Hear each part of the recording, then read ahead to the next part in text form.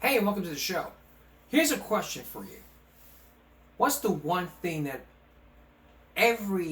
all Americans do whenever we feel like they're covering something up? What do? We file a lawsuit. That's right.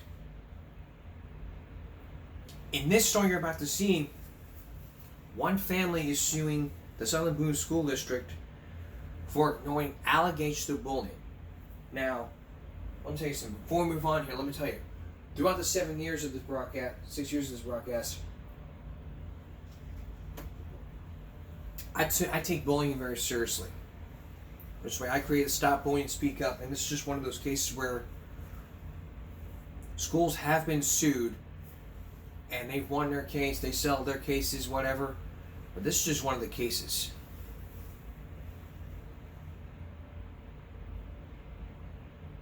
It's just one of the cases to where they ignore the bullying and nothing ever happens. They just cover stuff up. But was there a cover up? Here's Marina Diaz.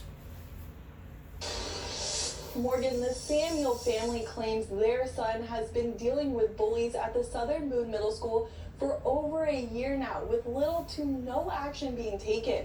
The school district says they take bullying complaints seriously, but the Samuel family says this lawsuit has become their only option. We actually do not want to take it to this level. Our goal here is because not only for our son, but for all kids and our community and Southern Boone to have a safe atmosphere for our children to go to school. Michael and Tanya Samuels have filed a federal lawsuit against the Southern Boone School District, its Board of Education, and 11 others, saying the district failed to address bullying. We've gone to the school board, we've laid out having guest speakers, we've talked to the principal, we've had private meetings. Samuel's 10-year-old son attends Southern Boone Middle School, where he has been the target of bullying for more than a year.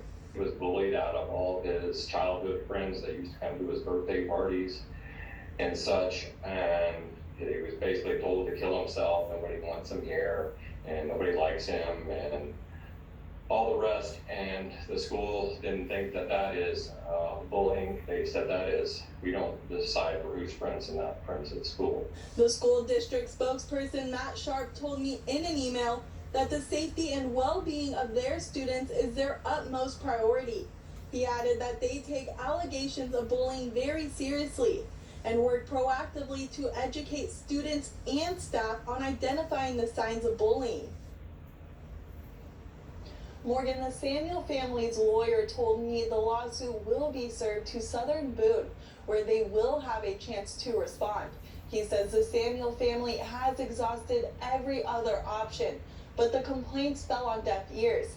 But, quote, the only way to awaken a deaf ear is to smack somebody with a petition for damages, where there might be economic damage caused to them, end quote. Thank you, Marina. A full breakdown, including the entire lawsuit, as well as the school district's bullying policies, can be found on our website, abc17news.com. All right, we'll get to our common sense perspective in just a minute. But there is probably more to this case than meets the eye by looking at their bullying policies. So let's copy and paste this to our Google search.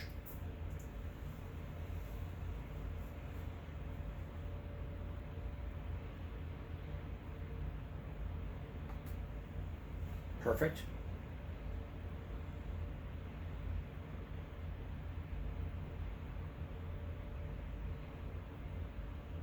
And the lawsuit, this is the 33-page lawsuit, and if I had the type C HTML, I would put it on here, but I didn't have time to get it. So looking at all this, I'd say this is a pretty good case. School violated the laws, this and this, so and so. I think this is a case.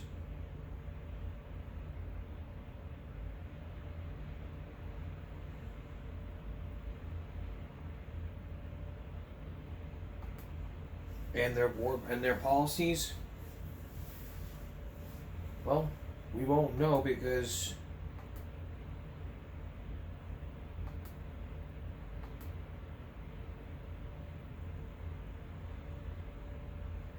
I mean, it doesn't matter. Okay. Common sense alert.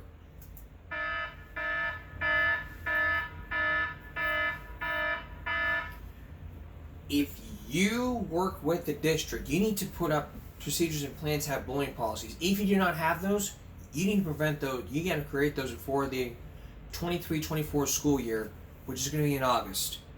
But nobody cares because nobody wants to hear it. Why? They just sweep it under the carpet. We don't care. We want to educate our kids. We don't want this out in the open. And that lawsuit, well, that's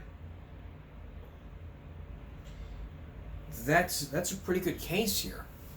I think they have a pretty good case. So we'll keep following this story on it. If you give me a break, we'll let you know what happens. But seriously though, I take bullying very seriously. So next time you see someone being bullied, report it to your school. Your school district's not doing anything, hire your attorney, file a lawsuit, and see if they sell. If they don't sell, drag their asses to court. First, go to the principal. Well, principal doesn't do anything, go to the superintendent. Superintendent doesn't do anything, claim the school board. School board doesn't do anything, then file a lawsuit. That's the pattern. That's the whole pattern here. Coming up next, these people say that they've been injured at a workplace that does the chicken. But this person says, I challenge you to talk to somebody who does. Tom Jarrell looks at Purdue Chicken. Stay with us. Well, the question is, what is the price of chicken? Back in the 1960s, it cost about 42 cents a pound. Nowadays, it's up to $1 a pound. And the employees who work at the chicken plants get about 5 cents a pound. 5 cents of that pound. So, it never occurred to us at chicken plants, those chicken processing plants, that whenever they're deboning the chicken, they can get serious injuries. But not in this next one you're about to see. You're going to meet people who have been injured, lost their thumb, threw it away, and nurses who just give them pills. And the labor department was just saying, we don't want none of this. So, why hasn't taken... So, what does the company have to say? Well, you'll meet somebody who works for the company who tells his side of the story about what happens when people complain and say, I challenge you to talk to these employees. Here's Tom Jarrell. This is a side of the fast food business you don't see in commercials. Along the back roads of eastern North Carolina, trucks arrive all night at a desolate, out-of-the-way plant. From the outside, there's no indication that thousands of people work here around the clock to satisfy America's enormous hunger for one thing: chicken. Last year, Americans consumed chicken in record quantities. 67 pounds a person, 5.5 billion birds a year. No one's been more successful at creating this appetite than the super salesman who stars in his own TV commercial, Frank Purdue. What he doesn't advertise is a hidden human cost. High profits carved out of a mostly black labor force, doing the dirty work, which extracts a human toll in getting these birds from here, where they're fattened, to your kitchen table. Working by moonlight, teams of live catchers begin their day in the birdhouses, boiling an air thick with dust and lung-searing ammonia, to gather up the unsuspecting crop. After this bizarre harvest, the birds are trucked off to the slaughterhouse. There, modern fast-moving machinery and human hands compete on the processing line, cleaning, butchering, and packaging the birds. The pay, $5.65 an hour. A woman goes in there and stands on her feet for 8.5 to 9 hours a day in chicken fat and ice and water for hours processing chickens. And then at the end of the day, she's not able to cook. She's not able to comb her children's hair. That's no kind of compensation. Sarah Fields Davis runs a local women's support group and is trying to mobilize poultry workers to improve working conditions inside Purdue's plants in North Carolina. Most of the workers here are the children of sharecroppers, many of them single mothers with little education. What they have to offer Frank Purdue, often all they had, is a strong pair of hands. Last year, the Women's Center sponsored clinics where outside doctors examine the workers' hands and wrists for signs of repetitive motion injuries, particularly carpal tunnel syndrome. Carpal tunnel is caused by overworked tendons that press on the main nerve in the hand. It's painful, debilitating, and often requires surgery. One of the problems with doing this operation is occasionally that branch is injured and they can end up with some numbness in a finger. It involves cutting into the wrist to relieve the pressure on the nerve. Even afterwards, some workers say routine tasks are difficult. When I brush my teeth, I don't have grip in my hand. I can't hold a glass of water or tea long. This hand is hurt every day. Not just some days. It hurt every day. And I have most times keep this hand up like this. Because if it stops, it's hurt. Keep it up like this. This one hurt. And it be hurting all down my arm. Lily Watson worked on the Purdue processing line for 13 years. She's had 3 operations on her hands. Now on disability, Mrs. Watson says it's even hard to care for her granddaughter, Keisha. I can't even comb my hair. I couldn't turn the ignition in my car using my right hand. I have to turn my ignition by using both hands most of the time. Not enough strength in the wrist. Not enough strength in my wrist. Donna Bazemore, a single mother of 3, lasted on the line for less than 3 years. She says a hand injury requiring surgery forced her to leave too. And I just couldn't take it any longer. I worked on that line for 8 hours, through the pain because I needed a job. Donna is now an organizer with the Women's Center, trying to educate other workers. The Purdue company says Bazemore was an unreliable employee who was fired, a charge she denies. It's not a good feeling to know that you have worked for a company and now that same company that you have worked for has crippled you. Poultry companies seldom let reporters pass the barbed wire fences. But Frank Purdue made an exception. He agreed to an interview and allowed 2020 a rare look inside his Lewiston plant. It's an incredible sight. Over 2,800 workers here processing upwards of 425,000 chickens a day. They cut, they slice, they grab, they tug as the poultry passes.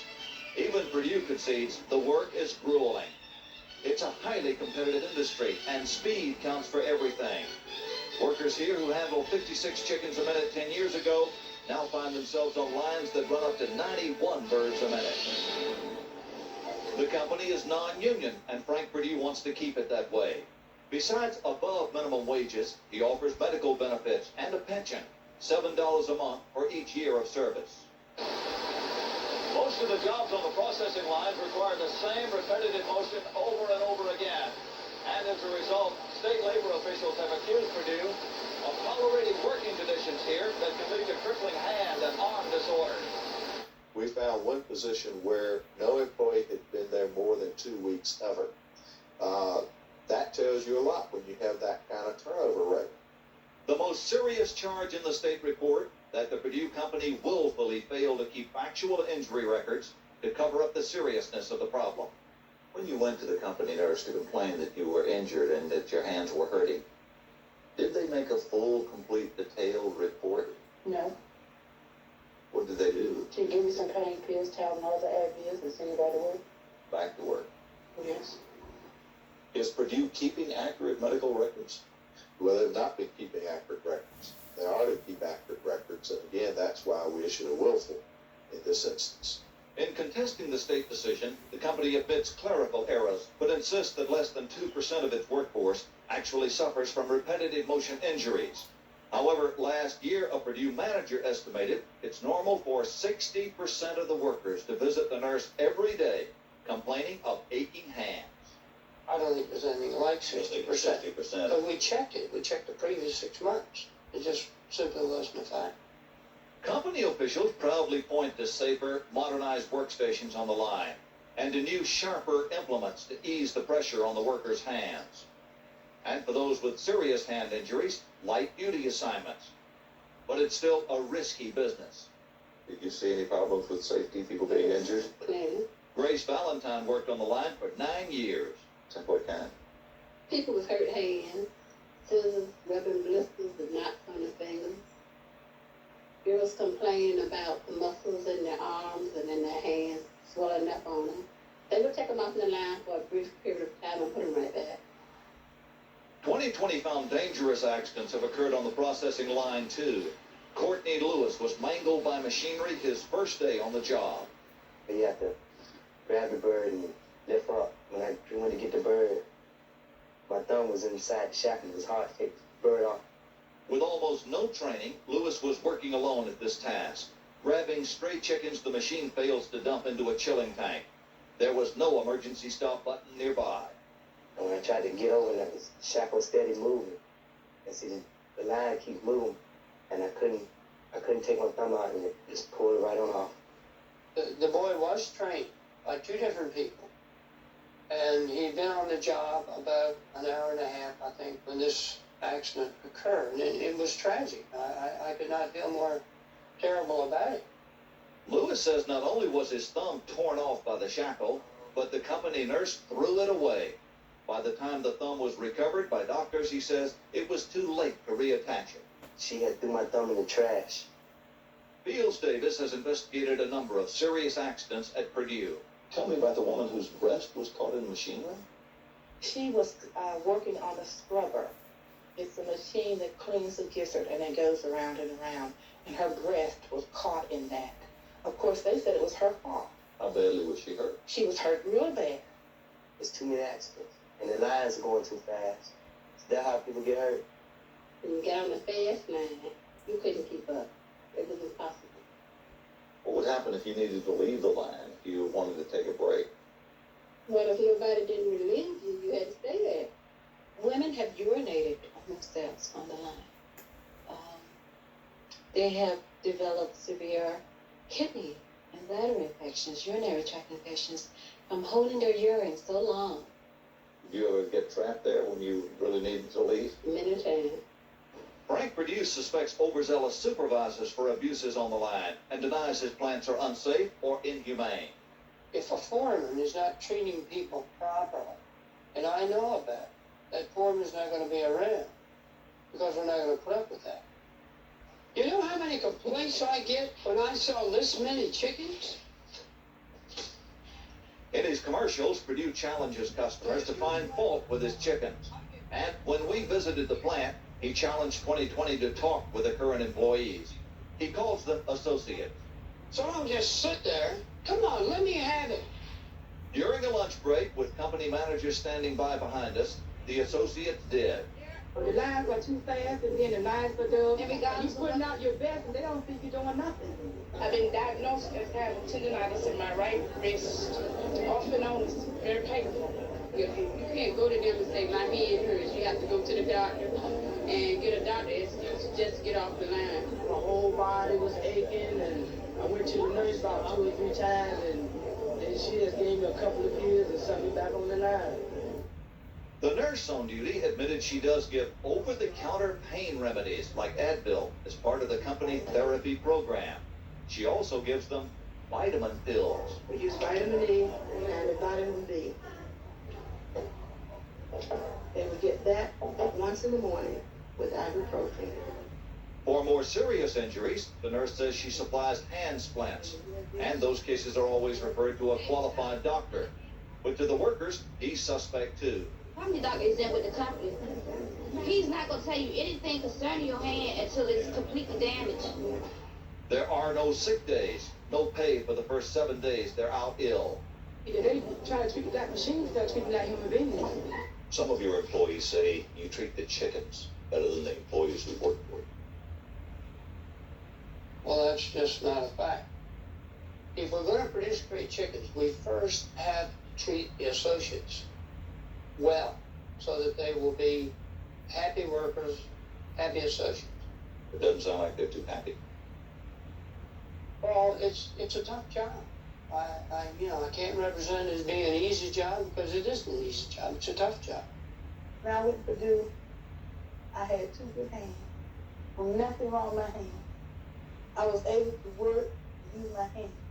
Then after I got carpal tunnel syndrome, they treat me just like a worn-out pair of shoes. Purdue doesn't care anything about us. Do you know that when he has stripped all of us of all of our human resources. He will be looking for another place and some more workers. And the only person that you can go to then is God, because you don't have nothing left.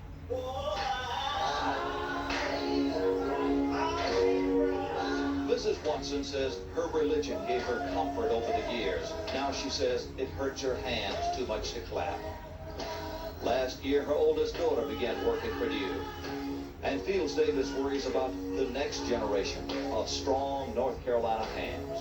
I don't see a future for these little girls. I really hate to see them. The only thing that I can see is that we continue to educate the parents so that these children stay in school, get an education so that they don't have to go to Purdue.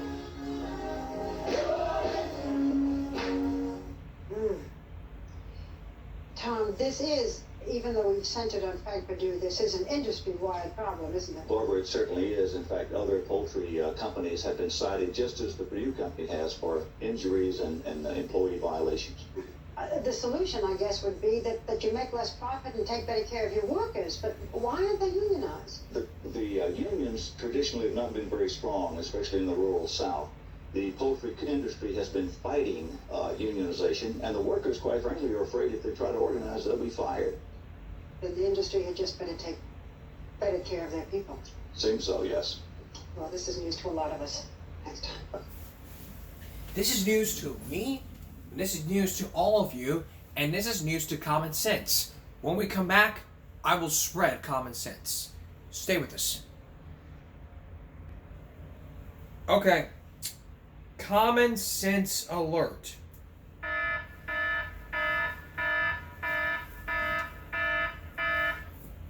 If you are injured at work, you need to let your supervisor know right away. Right away. Then, you need to fill out an injury report. If the injury report says you need to take a few days off, so-and-so, I mean, you don't just go in there and go, my hand, I'm in pain here. Okay, take some pain, goes back to work. I gotta go to the bathroom. Well, pee in your pants. You don't think you do to women? Like we talked about, like Tom talked about. If there's issues going on, what you need to do is to say to yourself, hey, we have issues going on. We gotta go to our union and organize this, even though we all could be fired. But I can't tell you this. Where I work at, we have injury reports. If we're injured, we fill out an injury report and we go to the doctor that's assigned to us. We don't go to our own doctor. We go to our doctor that's assigned to us to replace that assigns us. So that's what they forgot. And he says, oh, we offer health benefits. We have programs and all. I did not see a nurse looked in that hand and say, oh my God, let's put you in an injury report, let's put you to our doctor, so and so, blah, blah, blah, blah. Not just, here, take these pills, take these vitamins, get your ass back to work. No. If you work at Purdue and you know what I'm talking about, get your ass out of there right now.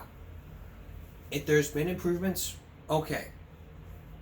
But if you're injured, you know what I'm talking about. If you're one of those people in this report that saw this, you know exactly what I'm talking about. And I want you to tell your story on this broadcast so that we can spread common sense. Because common sense seems to me this would have been handled, this would have been taken care of, and a lot of complaints have happened. A lot of investigations have been. The labor unions has investigated this, and so far, all they can come up with is zilch. It's like a lot of things. You've heard a lot of these complaints, but nobody cares. Their attitude is like nobody cares. File lawsuits, hire attorneys, do whatever you need to. They'll fight back saying, well, we help out our employees whenever they need help, blah, blah, blah, so and so. There's no need for us to have health benefits. It's like if you work at a fast food restaurant. If you watch the sequel to Super Size Me, Holy Chicken, working at Maury's new restaurant, one of the people in there will tell you, you come in sick. I mean, you're sick, you just come in sick. There are no sick days, blah, blah, blah, you just come in sick.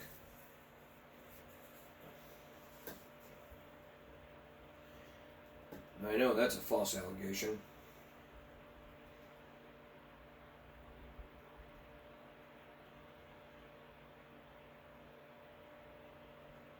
But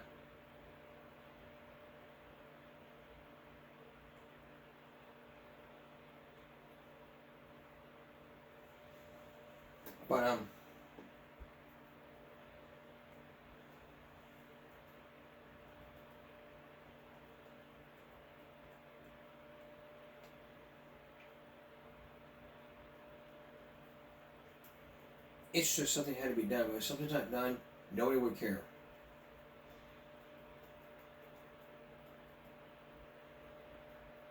But if there was a solution, somebody would find that solution and say to themselves, hey, we have an issue here, we have a problem, let's try to solve it so that way this doesn't happen again. And if it does happen again, we'll look back at this and say to ourselves, well, this is our fault that we did this.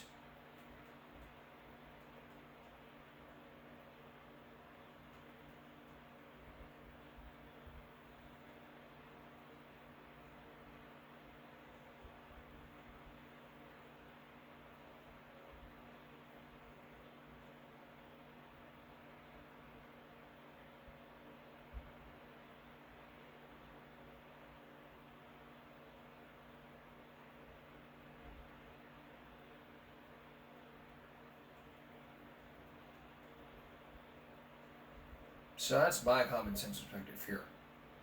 A very long speech, if you were to ask.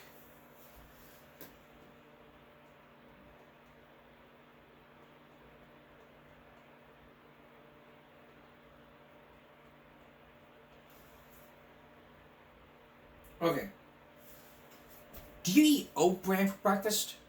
Coming up, we're going to tell you all about oat brans and the portions amount of stuff that you can eat to help lower your cholesterol. John Stoss will tell you, and you need a license to do beauty and all that stuff. Stay with us. We are halfway closer to 2024, and we are trying to lower our cholesterol. Oat bran is probably the solution ever. So all we have to do is just buy, and eat. But do you ever notice there's a solution to this? Here's John Stossel. And I'm concerned about my cholesterol level, but I don't want to give anything up. What fun is eating if I can't have ice cream and chocolate? Isn't there an easy way to lower cholesterol? Why would you not eat this stuff? Medical reports have shown... Suddenly there is. If you believe 2 tons of hype, we can now eat all kinds of appealing things while simultaneously beating cholesterol into submission. It was about a year ago that the Journal of the American Medical Association looked at all the oat bran studies that had been done and came out with this article that helped start the craze. Doctors have been warning us about the dangers of too much cholesterol now say there is a cheap and easy way to reduce your cholesterol count. Eat oat bran. According to one study funded by, the Quaker Oats Company, people who ate about 35 grams of oat bran per day for 6 weeks lowered their cholesterol an average 3%. Other scientists said, so what if Quaker Oats paid? It's still good research. Other studies where people ate even more oat bran showed an even greater drop in cholesterol. And so the hype was on.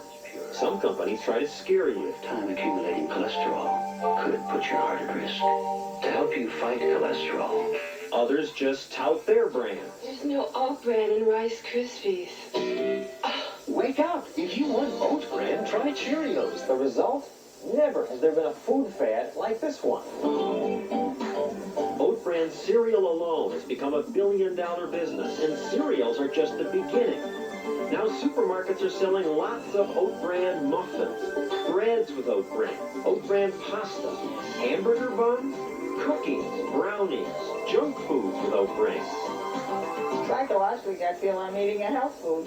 I eat oat muffins, I'll eat straight bran, I'll drink it with water or milk. It's very tasty. I snack on it, and the kids love it a lot. In a way, it's kind of fun. Food companies used to take the starchy part of the oat, grind it, bleach it, and sell it to people in cereals and baked goods. The rest of the oat they considered garbage. They sold that cheap for pet and livestock food. Today, they eat the starchy stuff we used to eat, and we pay more to eat what they used to eat. It's very, very expensive. The price of oat bran has doubled because it's high in demand, and you have to grow a lot of oats to get a little bran. The bran is just this tiny part of the whole kernel. And how does it work on cholesterol? Well, oat bran is a fiber. Fiber is the name for any plant ingredient that our digestive systems can't break down. Most fiber just passes right through us. Oat bran is special because it contains soluble fiber. That means once it's inside your body, it mixes with body fluids to form a gel. This gel then absorbs cholesterol that's also floating around down there. And since the gel passes from the body without being digested, so does the cholesterol. And good riddance, I say. No wonder oat bran products are selling well. Except, you ever wonder if you get enough oat bran to matter? Recently, a very serious topic has come up at breakfast. Oat bran. But that doesn't mean you have to be so serious. Kellogg introduces common sense oat bran waffles from Eggo.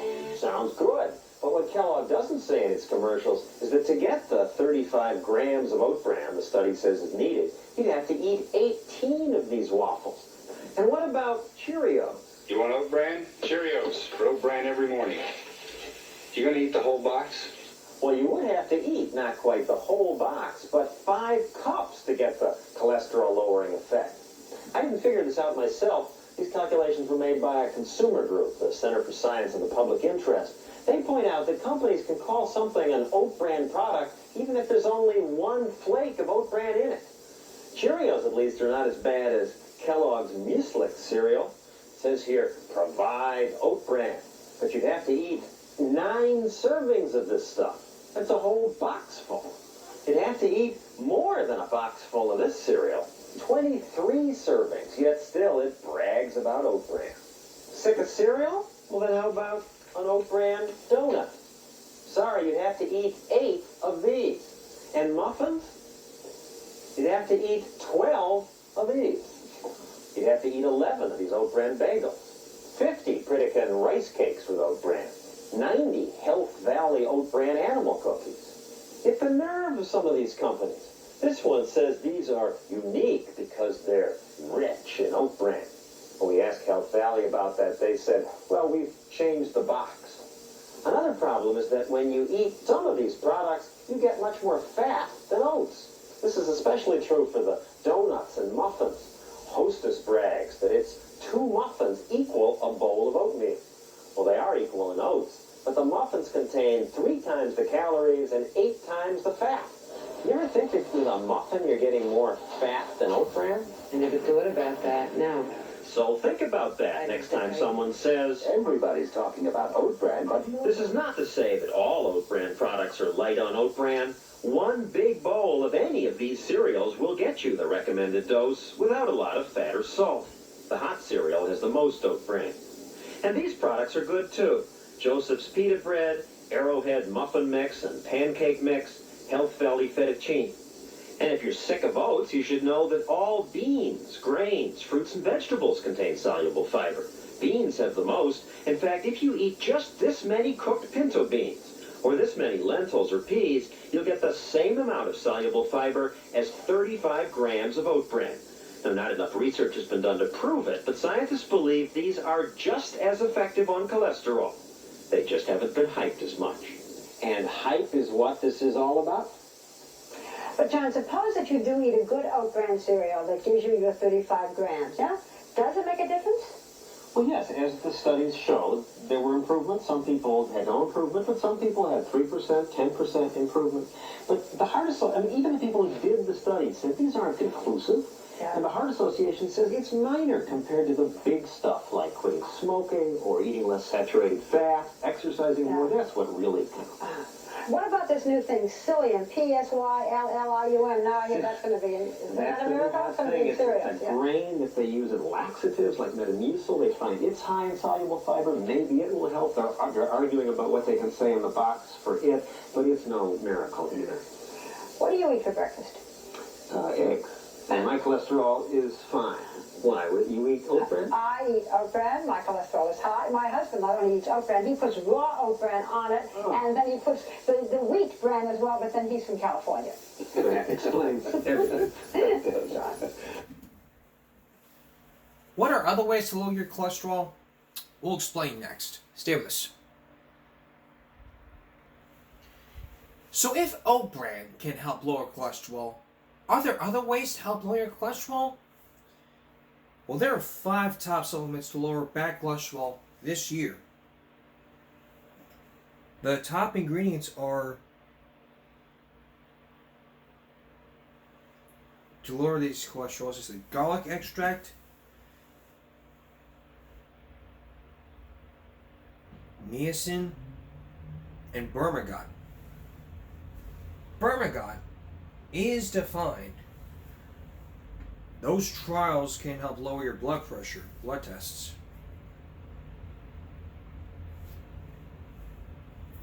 One major study from the Journal of Cardiology revealed that even low dosage LDL levels significantly after 1 month, bergamot has few, if any, side effects, works like statins and by inhibiting cholesterol producing enzymes. Now, psyllium. It's also known as vitamin B3, plays an essential role in the body by helping convert fats, carbohydrates, proteins, and energy. And garlic.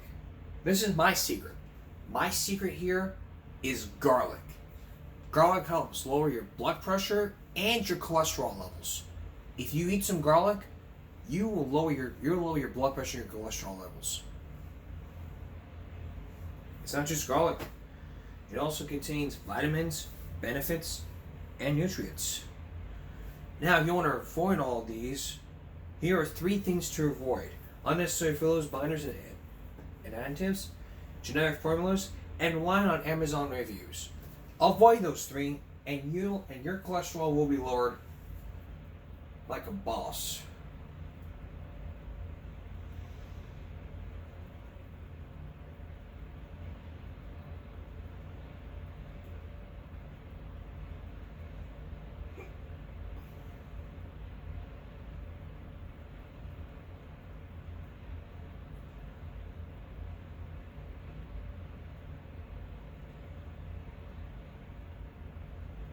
Okay.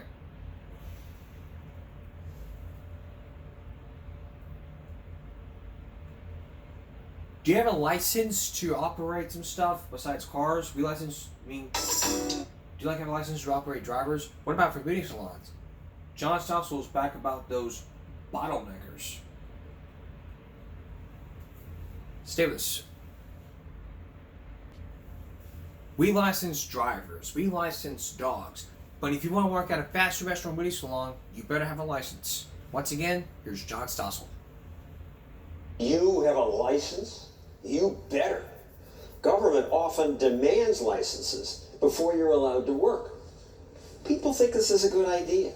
We license drivers. We license dogs. People think it makes us safer. But licensing also does something bad. If people want to work, let them work.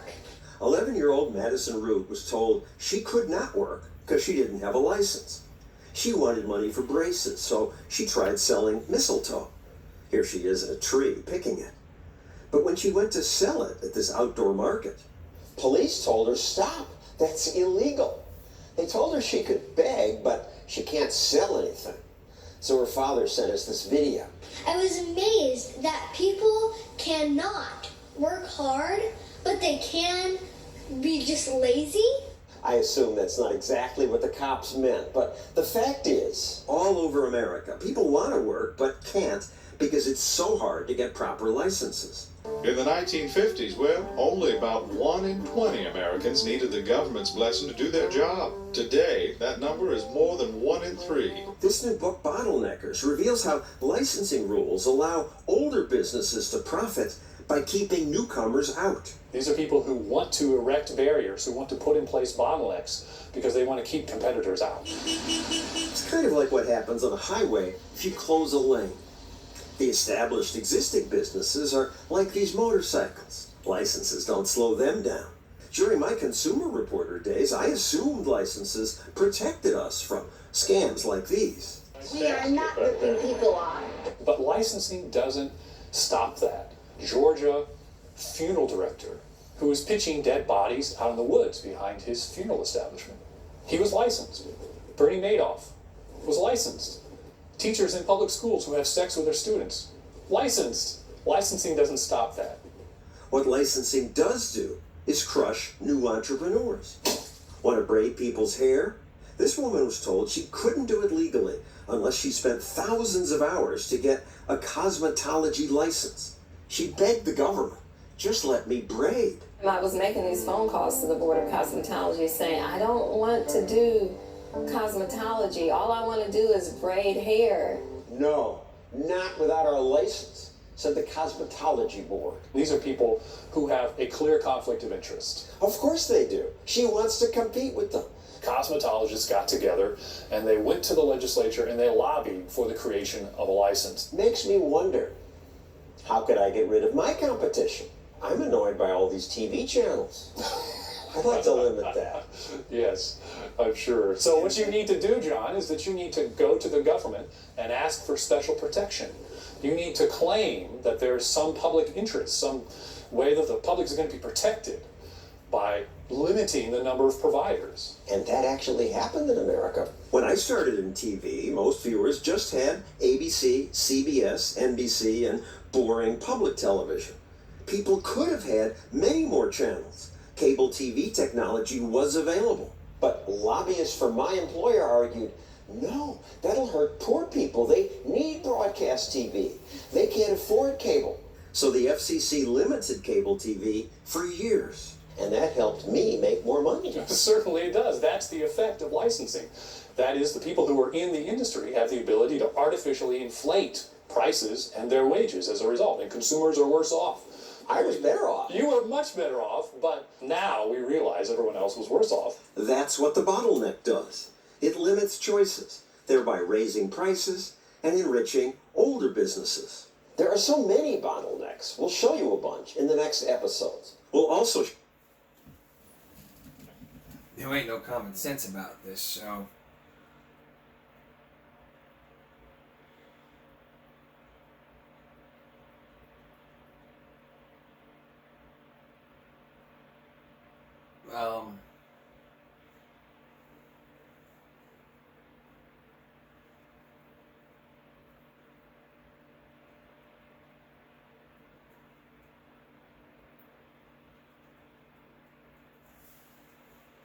Do you want me to be a citizen journalist? What can I tell you? Next, stay with us. Ready to be part of new media?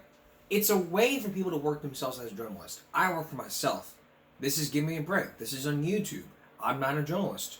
I work for myself. I decide when I want to film the episode. I decide when I want to upload the episode. I have my own hours. I have my own schedule, so-and-so. That's my point. But this is very different. Take a look.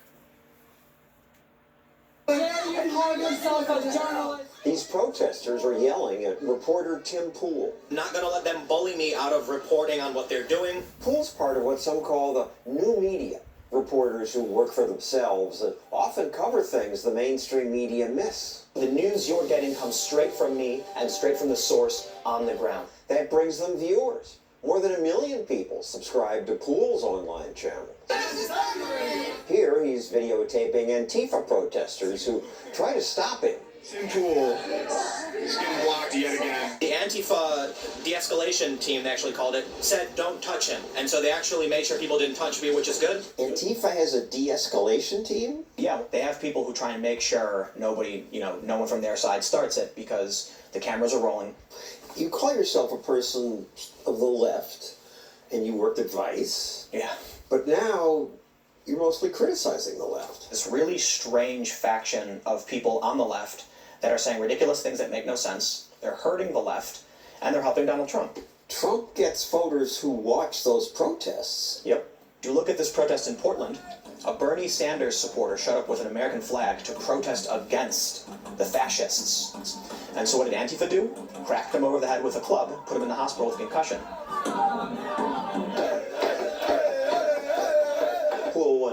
headlines with his coverage of the Covington school conflict. All of these big news outlets, even the Washington Post, CNN, they immediately made the assumption he must be a racist sneering at this Native American man. I didn't make that assumption. I just see a guy banging a drum and a kid with a weird look on his face. So I looked at some other videos. And posted his own video explanation. The initial narrative that we heard from the activists was that this kid got in this man's face. You have just seen right now, it's actually the other way around. No one else watched the video.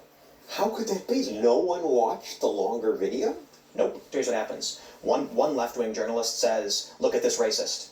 His buddy sees it and says, wow, look at this racist. And then it's a big old circular game of telephone where no one actually does any fact-checking. And then New York Times, Washington Post, CNN all publish the same fake story. Poole and Reason's Robbie Suave told the true story.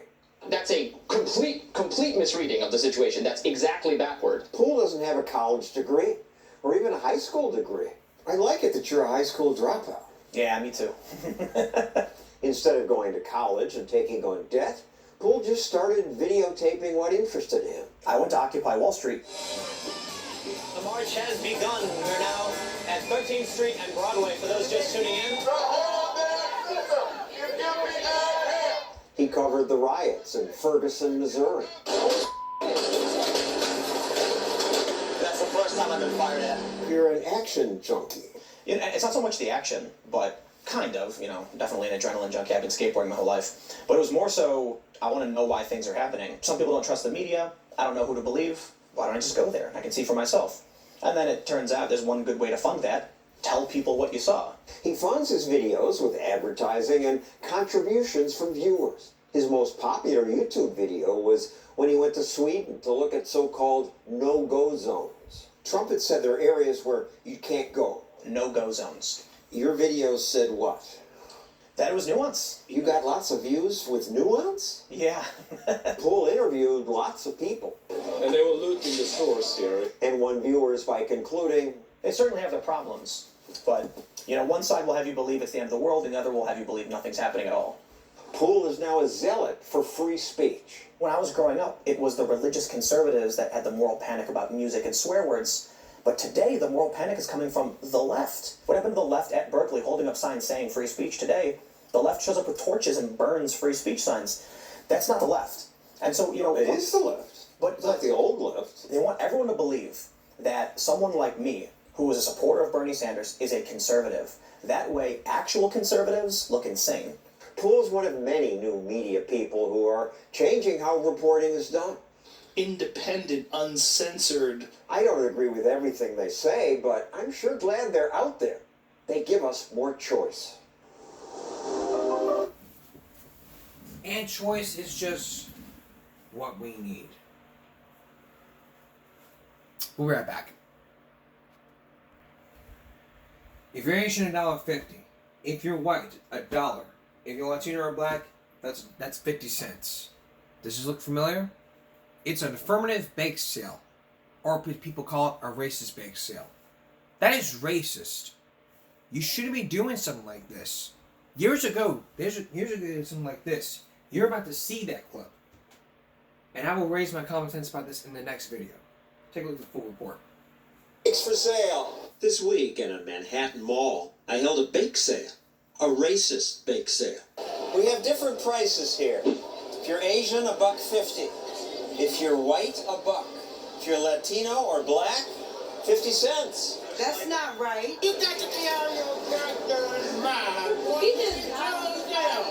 Is the cupcake poison? I didn't come up with this idea. I copied what some students had done. They call it an affirmative action bake sale. Why does that shut down? Here at Bucknell University, the administrators shut the bake sale down. The Students' Conservative Club said they just wanted to start a conversation about affirmative action, which does make it harder for Asians to get admitted, but easier for blacks and Latinos.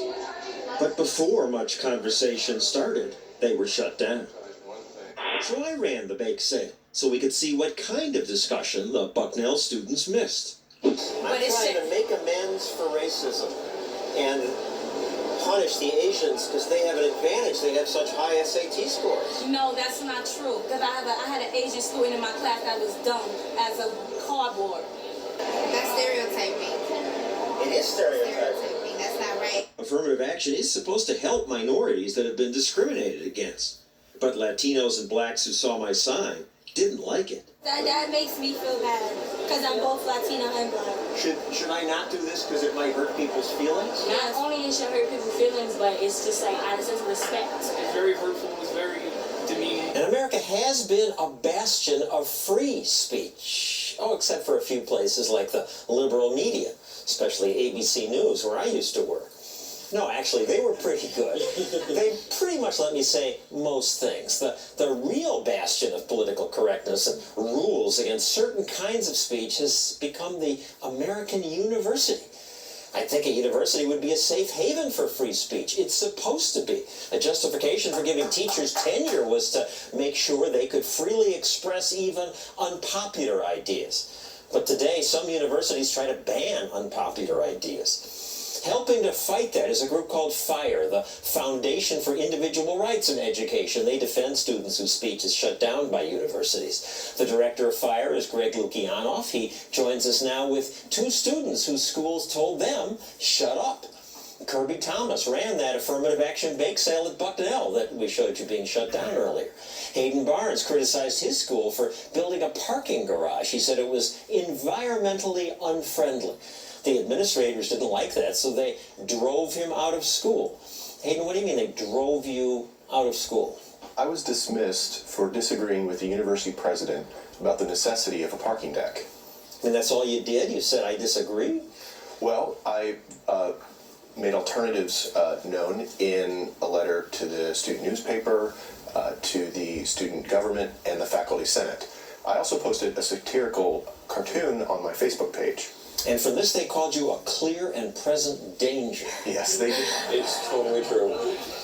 Greg Lukianoff? Hayden's case, I mean, before working at FIRE, I had no idea. You can get in trouble for the most incredible nonsense on college campuses, and I feel like our society is largely in denial about this. Hayden Barnes got kicked out of college for a collage he placed on Facebook criticizing a parking garage. I can't repeat that enough. And if you're already got that far gone, something seriously wrong has happened in the places that are supposed to encourage free speech, like really brave free speech.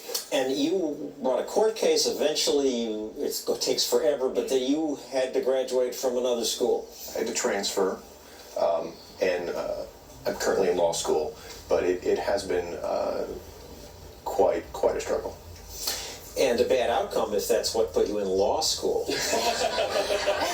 Some would say that. Kirby, why did you want to run an affirmative action bake sale? Our group thinks affirmative action is a really relevant topic, important to talk about, and we just wanted to get a discussion going on our campus. But you oppose race-based affirmative action? Absolutely. And it is pretty provocative. It is. It's hard to get people talking on a college campus, and when you do something controversial, and opposing affirmative action is kind of controversial anyway on a college campus, but kind of. I guess that's an understatement.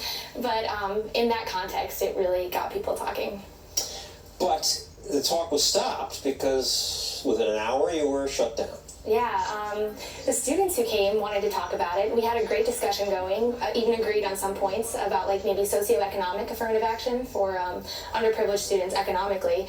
But the university came and they didn't want any of that going on. Well, I ran my bake sale so I could hear some of the comments that I assume you would have heard had you been allowed to run yours, and the comments were interesting. At first, people called me racist. What is funny to you about people who are less privileged? But then some people defended me. You're trying to make a point, right? Right. So sometimes you gotta do things like that to make a point. It's not racist. And people started to think about what affirmative action means. No race of people is worth more than another, or less. Do you believe in affirmative action in colleges? I used to, but I really don't think that it helps. By the end, most people said equality means no affirmative action. Everybody should be treated equally. No matter what race you come from, everybody should get equal the same. That's common sense. That's common sense. Here we have time for our common sense alert. Common sense alert.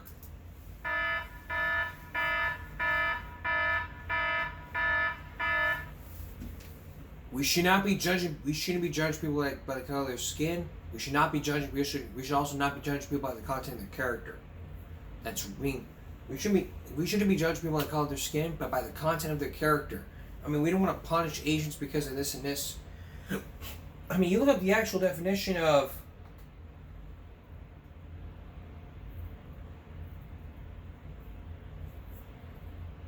affirmative action, and it will tell you. Affirmative action, also known as positive action or positive discrimination, involves a set of policies and practices within the government or organization seeking to include a particular groups.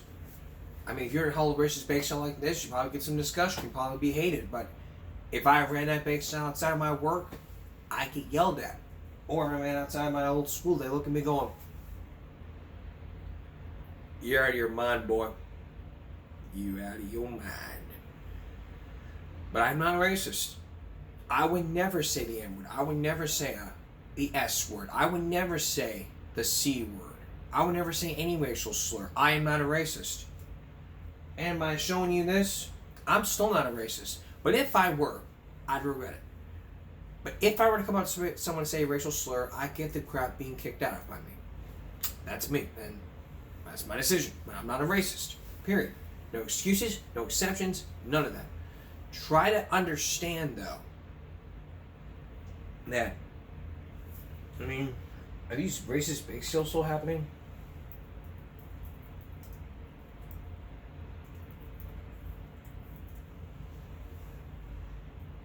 We don't know. Wait, there probably is. But we're not going to have time for that. We've now run out of time. But on Wednesday, there's more than meets the eye. So, that's on Wednesday. More of these affirmative action bake sales. We're also going to watch the one that we showed you. And get some common sense perspective like we told you about. So, that's on Wednesday. That's it for Give Me a Break Monday going to Tuesday. We'll see you again for Give Me a Break Wednesday. Remember, stop bullying, speak up. No jaywalking. Have a good night.